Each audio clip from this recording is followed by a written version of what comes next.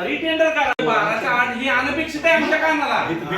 असू दे की पण काय करणार आपण पैशाच्या हा पण 8 होतंय अशी कल्पना द्यायला पाहिजे. मग 8 करायचं का तर हे तर नाही म्हणतात अध्यक्ष. आम्हाला आम्ही ज्यावेळेस पदावर होतो त्यांना बी माहिती सांगा ह्या सदस्यांपैकी कोणी आहे आम्हाला माहिती आहे.